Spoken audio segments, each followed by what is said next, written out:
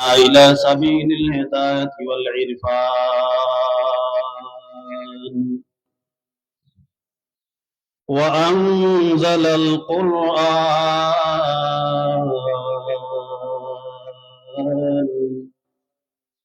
هدى للناس وبينات من الهدى والفرقان ونشهد أن لا إله إلا الله وحده لا شريك له لا خالق إلا الله ولا مالك إلا الله ولا محيي إلا الله ولا مميت إلا الله ونشهد أن سيدنا وسندنا وحبيب ربنا وطبيبنا وطبيب قلوبنا وأولانا ومولانا محمدا عبده ورسوله صلى الله تعالى عليه وعلى آله وأصحابه وبارك وسلم تسليما كثيرا كثيرا أما بعد فأعوذ بالله من الشيطان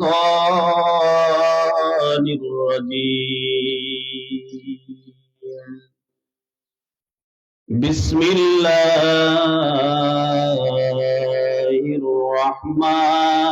الرحمن الرحيم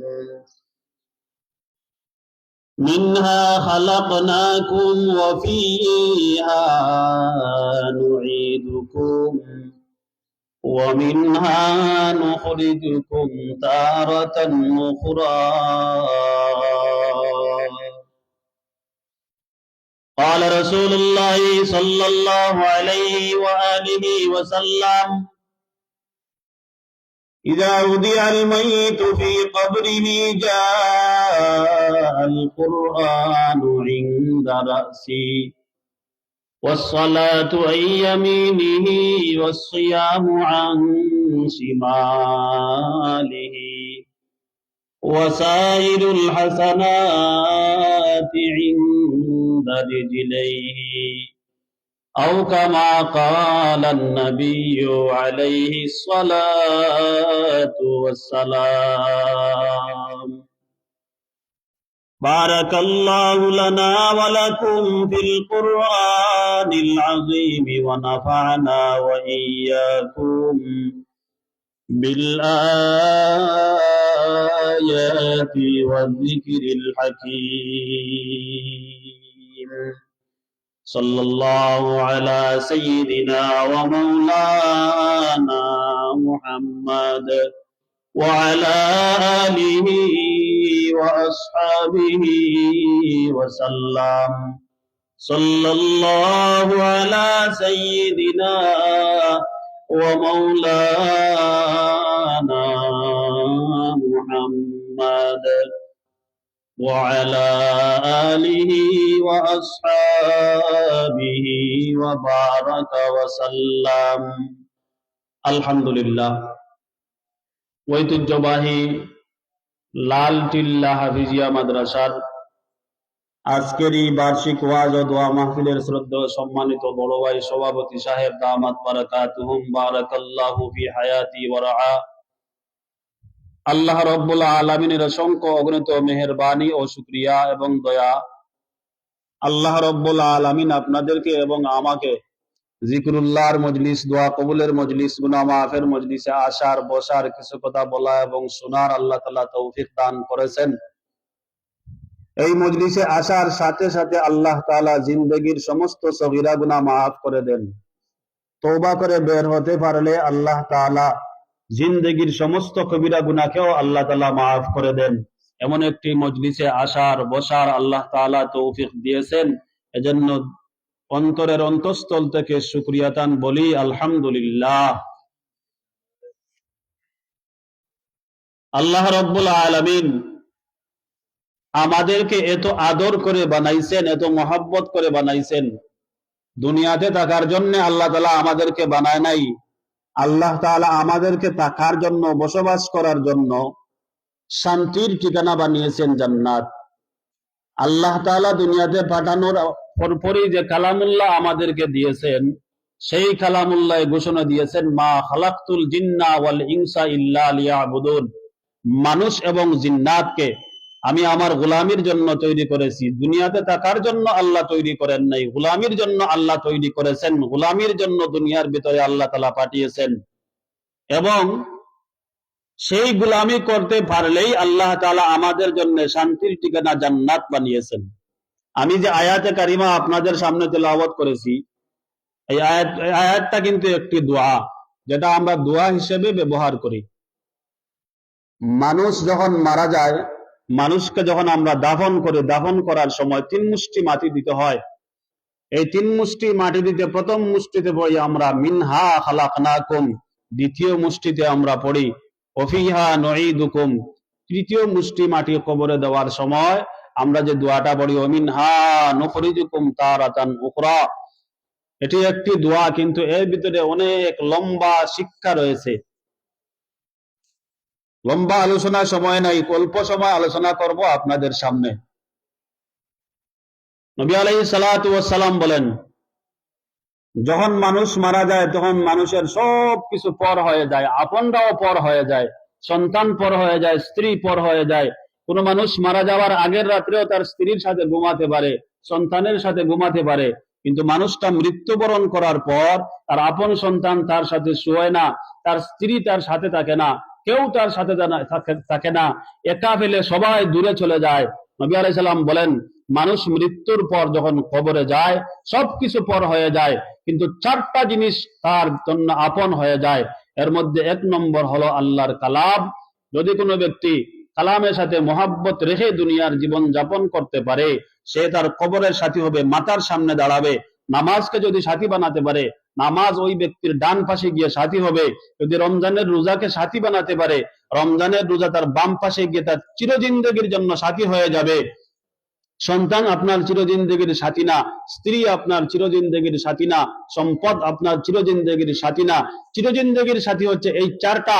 1 নম্বরে আল্লাহর কালাম, মাথার সামনে দাঁড়াবে, ডান পাশে নামাজ দাঁড়াবে, বাম পাশে রোজা দাঁড়াবে, আর পায়ের সামনে দাঁড়াবে আপনার নফল ইবাদত। এই যে আমরা মজলিসে আসলাম, এই মজলিসের সওয়াব, এই মজলিসে যে আসলাম গুনাহ মাফ হলো, এইটাই আমাদের কবরের জিন্দগিতে, কবরে আমাদের পায়ের সামনে দাঁড়াবে।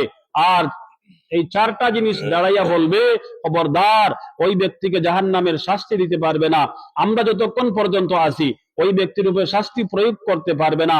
তো মুর্দা জিজ্ঞাসা করে, তোমরা আমাদের সাথে থাকবে কতক্ষণ, কতদিন থাকবে, কত সময় থাকবে?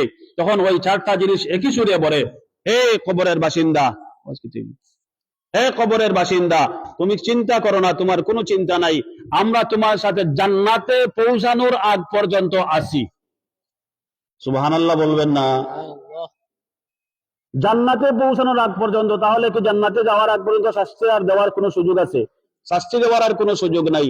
সুতরাং এই 4 জিনিসকে আমরা সাথী বানাইয়া যাই। যে আমি যে আয়াতে কালিমা তিলাওয়াত করেছি, আয়াতের মাঝে আল্লাহ তাআলা বলেন, মিনহা খালাকনাকুম, আমি তোমাদেরকে মাটি থেকে সৃষ্টি করেছি, ওফিহা নুঈদুকুম, আবার সেখানে ফিরিয়ে নিয়ে যাব, অর্থাৎ মাটিতে নিয়ে যাব, ওমিনহা নুখরিজুকুম তারাতান উখরা, সেখান থেকে আমি আবার তোমাদেরকে উঠায়া হাসরের মাঠে নিব, হিসাব করব, সওয়াল করব, জবাব পাইব। সেখান থেকে তোমাদেরকে আমি আল্লাহ কাউকে স্থায়ী ঠিকানা দিব, ভালো ঠিকানা দিব, কাউকে খারাপ ঠিকানা দিব, অর্থাৎ কাউকে জান্নাত দিব, কাউকে জাহান্নাম দিব। মাইক্রোবারেটার সব নাই। তো ভাই, মিনহা খালাকনাকুম, আল্লাহ রাব্বুল আলামিন বলেন মিনহা খালাকনাকুম, আমি তোমাদেরকে মাটি থেকে সৃষ্টি করেছি হে গোলাম। সুতরাং মাটির মধ্যে যেই সমস্ত গুণগুলা আছে তোমরা অর্জন করে নাও। মুফাসসিরিন ইকরাম বলেন মাটির মধ্যে গুণ হলো মাটি কোনো সময় কারো কাছ থেকে কারো সাথে জুলুম করে না, মাটি কখনো কারো সাথে অন্যায় করে না, মাটি কখনো কাউকে গালি দেয় না, কারো সাথে অহংকার করে না, কাউকে খারাপ ভাষা ব্যবহার করে না, মাটি কখনো কারোর উপর জুলুম করে না, অত্যাচার করে না। হে আল্লাহর গোলাম, তুমিও মাটির মতো হয়ে যাও, মাটির মতো তুমিও হয়ে যাও, কারো উপরে জুলুম করবা না, কাউকে তুমি আঘাত করবা না, কাউকে গালি দিবা না, কাউকে কষ্ট দিবা না। আল্লাহর নবী বলেন, উম্মত তুমিও যদি মাটির মতো নরম হয়ে যাও, মাটির মধ্যে যেই সমস্ত গুণগুলো আছে সেগুলা তোমার ভেতরে যদি অর্জন করে নাও, মাটির মতো নরম হয়ে যাও, মাটির মতো শান্তিপ্রিয় হয়ে যাও, মাটির মতো কথা না বলা শিখে যাও, তোমার জীবন ধন্য, আখেরাত ধন্য, দুনিয়ার জীবন ধন্য, আখেরাতের জীবন ধন্য। মাটির মধ্যে কত বড় বড় বিল্ডিং করা হয়, মাটির মধ্যে বড় বড় রাস্তা করা হয়, মাটির মধ্যে কত ধরনের জুলুম করা হয়, খাল খনন করা হয়, নদী খনন করা হয়।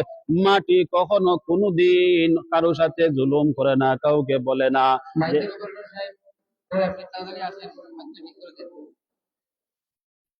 মাটি কখনো বলে নাই আমার উপর বিল্ডিং বানাইছো কেন, আমার উপরে বিল্ডিং বানাইছো কেন। মাটি কখনো বলে না আমার উপরে রাস্তা বানাইছো কেন। শুধু রাস্তা বানাই নাই, রাস্তার উপর দিয়া শত শত টন মাল নিয়ে চলে যায়, শত শত টন মাল নিয়ে চলে যায়। মাটি কিন্তু একটি কথা বলে, হেরে আল্লাহর গোলাম, তুমি আল্লাহর গোলামি করো, মাটির উপরে যতই জুলুম করো না কেন, যত বড় বড় বিল্ডিং বানাও না কেন, মাটির উপরে যত বড় বড় রাস্তা বানাও না কেন, তুমি শুধু আল্লাহর গোলামি করবা, আমার কোনো দাবি নাই। যদি আল্লাহর গোলামি করে নাও তাহলে আমার কোনো দাবি নাই। আর যদি আল্লাহর গোলামি না করো, হাসরের ময়দানে আমি আল্লাহর দরবারে বলবো, আল্লাহ আপনার বান্দা আপনার গোলামি করে নাই, আমার উপর বিল্ডিং বানাইছি, আমার উপর বড় বড় রাস্তা তৈরি করেছে, আমি কিছুই বলি নাই। কিন্তু যদি আপনার বান্দা আপনার গোলামি করত, আমি কোনো দাবি করতাম না। কিন্তু আপনার বান্দা যেহেতু আপনার কোনো গোলামি করে নাই, তাহলে আমার পাওনা সে যেন বুঝাইয়া দে। মাটি এত নরম, নদীর মাটির মধ্যে কাদা পানির মধ্যে মানুষ লম্বা লম্বা ব্রিজ বানায়, পদ্মা সেতু বানায়। মাটি কখনো কোনো কথা বলে না, মাটি কাউকে বলে না তুমি কেন আমার উপরে এত বড় ব্রিজ বানাইতেছ। মাটি বলে নাই, বলে নাই, মাটি শুধু বলে, হেরে আল্লাহর গোলাম, এরে আল্লাহর গোলাম, তুমি বড় ব্রিজ বানাইছো, মাটি আর পানির মধ্যে, কাদা মাটি আর পানির মধ্যে ব্রিজ বানাইছো, সেই ব্রিজ বানাও, কোনো অসুবিধা নাই, আমি ব্রিজটা ধরে রাখবো, ব্রিজের যেন কোনো ক্ষতি না হয়, ব্রিজের যেন কোনো ক্ষতি না হয়। একটাই দাবি হলো তুমি আল্লাহর গোলামি করবা। 2 নম্বর হলো ফিহা নুঈদুকুম। ওই যে ভাই, ওভার এটার সাউন্ডটা ঠিক করে দাও ভাই। ওয়াফিহা নুঈদুকুম, আবার সেই মাটির মধ্যে যেতে হবে, সেই মাটির মধ্যে যাওয়া লাগবে। এরে আল্লাহর গোলাম, নবীর উম্মত, মাটির মধ্যে যে যাইবা, অর্থাৎ কবরের ভিতরে যাইবা, কি নিয়ে যাইবা? আমার নবী বলেন, হে উম্মত, ইজা মাতাল ইনসান ইনকাতা আমালুহু ইল্লা মিন সালাসা। আমার নবী বলেন, মানুষ যখন মৃত্যুবরণ করে, মানুষের সাথে সমস্ত কিছুর সম্পর্ক বিচ্ছিন্ন হয়ে যায়, মানুষের আমলের সম্পর্ক বিচ্ছিন্ন হয়, মানুষের সম্পদের সম্পর্ক বিচ্ছিন্ন হয়, মানুষের সাথে মানুষের সম্পর্ক বিচ্ছিন্ন হয়, মানুষের সাথে দুনিয়ার সব কিছুর সম্পর্ক বিচ্ছিন্ন হয়ে যায়। কিন্তু আমার উম্মত যদি 3টা আমল করে যেতে পারে, 1 নম্বর সদকায়ে জারিয়া, 2 নম্বর নেককার সন্তান, তিন নম্বর এমন কোন কাজ করে যাবে যেই কাজের দ্বারা মানুষের ফায়দা হবে, দেশের ফায়দা হবে, দেশের ফায়দা হবে। এমন কাজ যদি তুমি করে যেতে পারো হে আল্লাহর গোলাম, আমার নবী বলেন তুমি হলে ধন্য, তোমার চাইতে ধন্য ভালো মানুষ আর দুনিয়ার জমিনে কেউ নাই। তিরমিজি শরীফের 3 নম্বর হাদিস, বাবু বিররুল ওয়ালিদাইন। হযরত আবু হুরায়রা রাদিয়াল্লাহু তাআলা আনহু বলেন, যদি কোনো মানুষ 3টি ভালো কাজ করে যেতে পারে তাহলে সে কবরে গিয়েও শান্তি, দুনিয়াতেও শান্তি। 1 নম্বরে সে সদকা জারিয়া করবে। আজকের মজলিসে, আজকের লাল কিল্লা মাহফিজিয়া মাদ্রাসার ওয়াজ মাহফিলে যদি কোনো ব্যক্তি দান সদকা করে, যদি কোনো ব্যক্তি মুরুব দেয়, হাসতে, টাকা পয়সা দেয়, দান দেয়, শ্রম দেয়, সময় দেয়, সন্তান দেয়, এমন যদি কোনো কাজ করতে পারে, 2 নম্বর সন্তানকে মাদ্রাসায় দিয়েছে, হাফিজে কোরআন বানিয়েছে। 3 নম্বর সে যদি রাস্তার ভিতরে একটি গাছ লাগায়, রাস্তাটা যদি সুন্দর পরিষ্কার করে দেয়, আমার নবী বলেন তুমি হলে ধন্য, তোমার চাইতে ধন্য মানুষ দুনিয়ার জমিনে আর কেউ নাই। কবরে যাওয়ার পর 2জন ফেরেশতা আসবে, আসার পর জিজ্ঞাসা করবে মা রব্বুকা ওয়া মা দীনুকা মা হাযা রাজুলুল্লাযী বুইসা ফীকুম। আমার নবী বলেন জিজ্ঞাসা করবে তোমার রবকে, তুমি যদি নামাজ পড়ো, রোজা রাখো, তুমি বলবে রব্বি আল্লাহ। তোমাকে জিজ্ঞাসা করবে মা দীনিয়াল ইসলাম, তোমার ধর্ম কি? তুমি যদি মুসলমান হও বলবে দীনিয়াল ইসলাম। 3 নম্বরে ছবি দেখাইয়া বলবে মা হাযা রাজুলুল্লাযী বুইসা ফীকুম, ওই ব্যক্তির সাথে তোমার কি সম্পর্ক রয়েছে? সেই ব্যক্তি যদি নবীর সুন্নাত পালন করে যায়, সেই ব্যক্তি যদি নবীর সুন্নাতের উপর আমল করে চলে যায়, সেই ব্যক্তি বলবে হাযা সাইয়্যিদুনা ওয়া নাবিয়্যুনা মুহাম্মাদুন সাল্লাল্লাহু আলাইহি ওয়া আলিহি ওয়াসাল্লাম। আমার নবী বলেন উম্মতেরা, নবীর সাথে সম্পর্ক লাগাও। নবীর সাথে সম্পর্ক লাগাইতে হলে এই মাদ্রাসায় আসতে হবে, এই লালটিল্লা মাদ্রাসায় সন্তান দিতে হবে। আপনিও হুজুরদের সাথে সম্পর্ক লাগাইতে হবে, আপনি হুজুরদের সাথে ভালো ব্যবহার করতে হবে, হুজুরদের সাথে আপনি ভালো ব্যবহার করতে হবে, হাদিয়া দিতে হবে, দাওয়াত খাওয়াতে হবে। এমন সম্পর্ক যদি লাগাইয়া যাও, আল্লাহ তাআলা তোমাকে কবরের জিন্দেগিতে 3 নম্বর প্রশ্নের জবাব তোমার মুখ দিয়ে অটোমেটিক বাইর করে দিবে। সুবহানাল্লাহ। আপনারা কেউ সুবহানাল্লাহ বলবেন না, আলহামদুলিল্লাহ বলবেন না, রাগ করছেন নাকি? তাহলে একটু জোরে জোরে বলেন সুবহানাল্লাহ। নবী আলাইহিস সালাতু ওয়াস সালাম বলেন হে ফাতেমা, ইয়া ফাতেমা আনতি নাফসাকি মিনান নার, ও ফাতেমা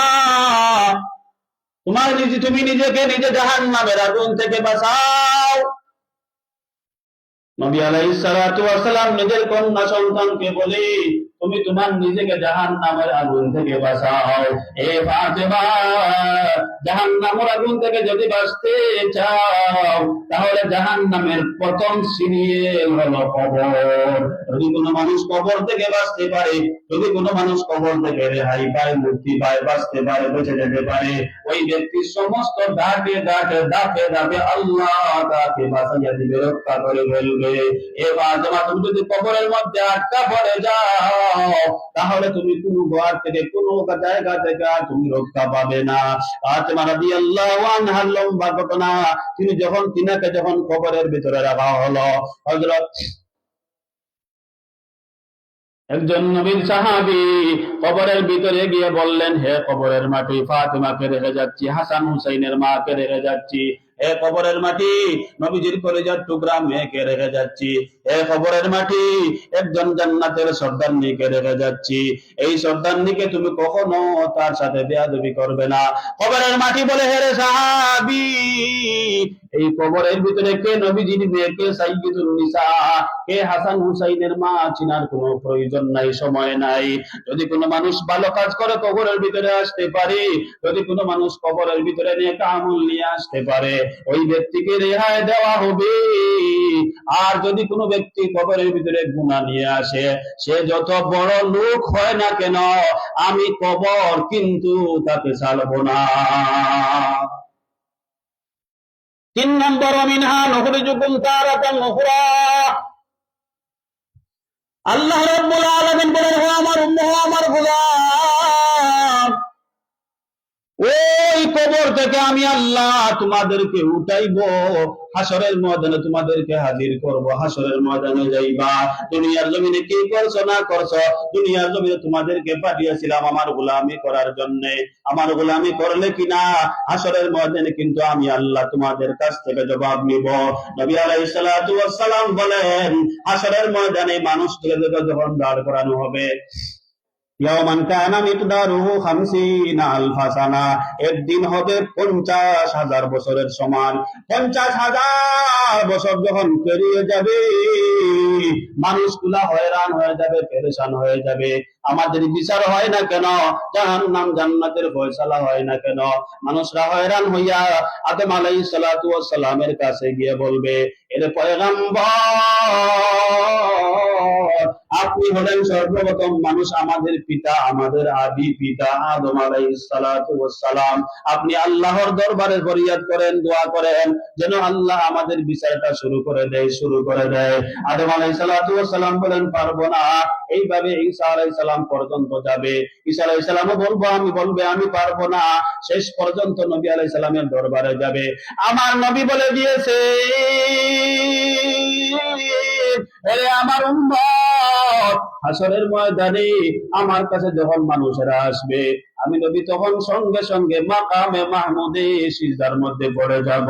মাকামে মাহমুদে সিজদার মধ্যে পড়িয়া আল্লাহর দরবারে বলবো, আল্লাহ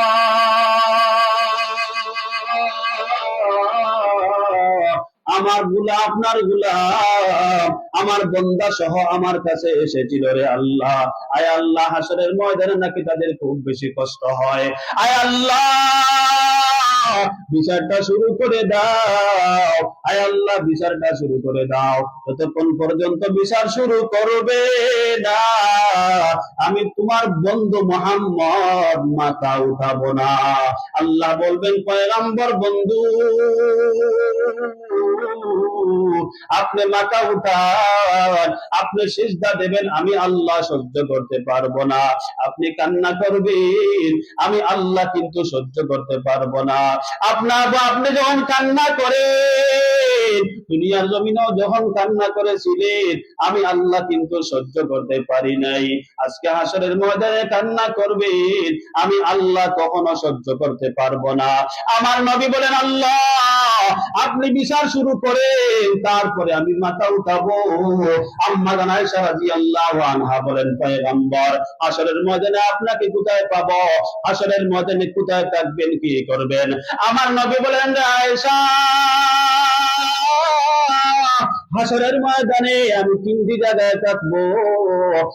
এক নম্বর হলো মাকামে মাহমুদে থাকবো, 2 নম্বর ফুলসিরাতের গোড়ায় থাকবো, 3 নম্বর আমি থাকবো মিজানের পাল্লার সামনে থাকবো। এর পয়গম্বর, আপনি এখানে কি করবেন? নবীজি বলেন, মিজানের পাল্লার পাশে এই জন্য থাকবো, যদি কোনো আমার উম্মত একটুখানি গুনার কারণে আটকা পড়ে যায়, যদি কোনো আমার উম্মত একটুখানি গুনাহের জন্য জাহান্নামে যেতে হয়, আমি নবী সুপারিশ করি আমার উম্মতকে আমি জান্নাতের সাথে করে নিয়ে যাব। আবার মাকামে মাহমুদে থাকবো, সেখান থেকে আমি আমার উম্মতের জন্য দোয়া করব। আমি যখন ফুলসিরাতের গোড়ার পাশে থাকবো, আয়েশা, ফুলসিরাতের গোড়ায় আমি এজন্য থাকবো, যদি আমার কোন উম্মতকে ফেরেশতারা জাহান্নামে নিয়ে যায়, আমি নবী ওখান থেকে আটকাইয়া আল্লাহর দরবারে নিয়ে সুপারিশ করে জান্নাতের সাথে করে নিয়ে যাব। আমার নবী বলেন, আয়েশা, হাসরের ময়দানে আমার একজন উম্মতের কোনো আমল নাই, শুধুমাত্র সুন্নতি দাড়ি রয়েছে। এই উম্মতকে যখন জাহান্নামে নিয়ে যাবে, ওই উম্মতকে যখন জাহান্নামের ফয়সালা করা হবে, আমি নবী ফুলসিরাতের গোড়ায় থাকবো, আমি নবী দেখবো ওই ব্যক্তিকে জাহান্নামে নিয়ে যাচ্ছে। আমার নবী বলেন, আমি ওই জাহান্নামী ব্যক্তিকে আটকাইয়া আল্লাহ দরবারে নিয়ে বলবো, আল্লাহ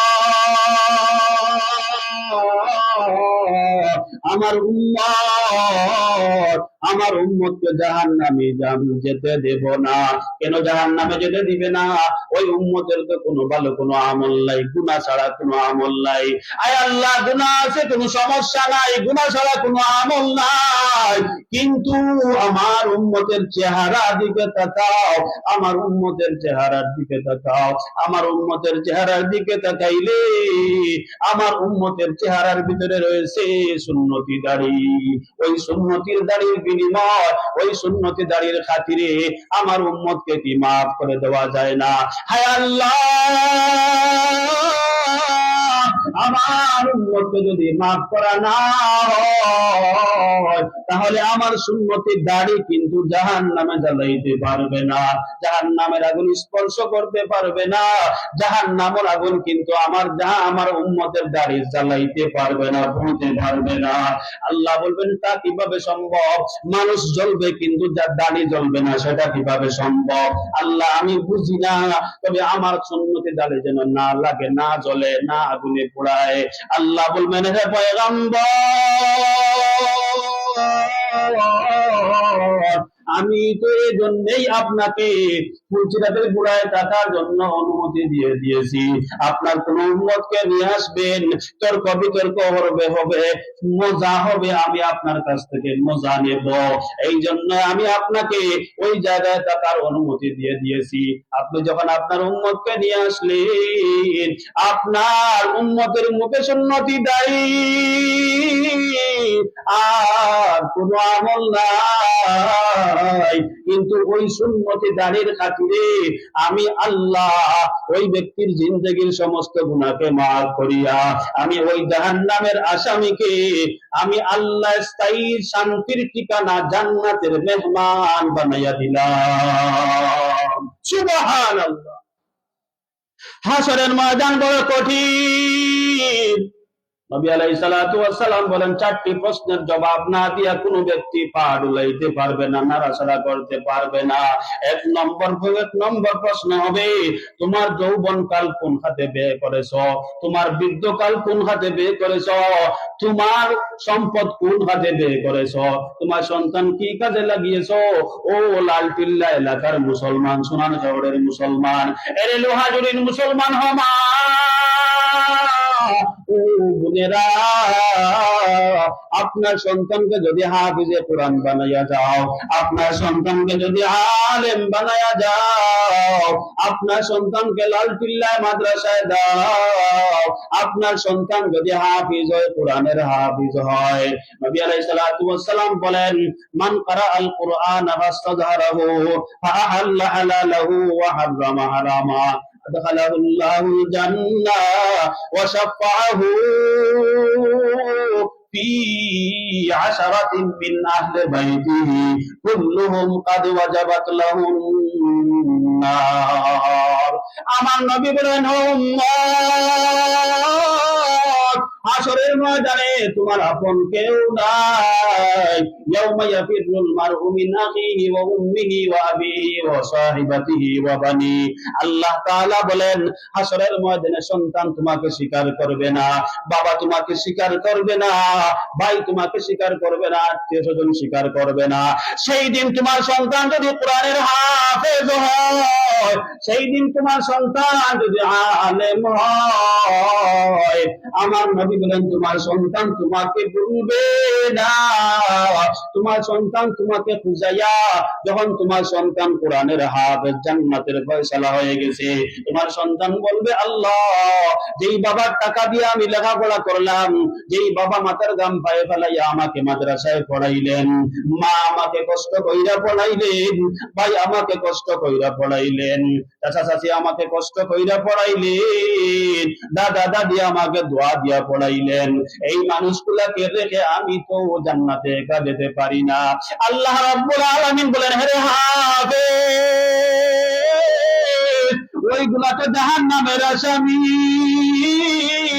ওইগুলাকে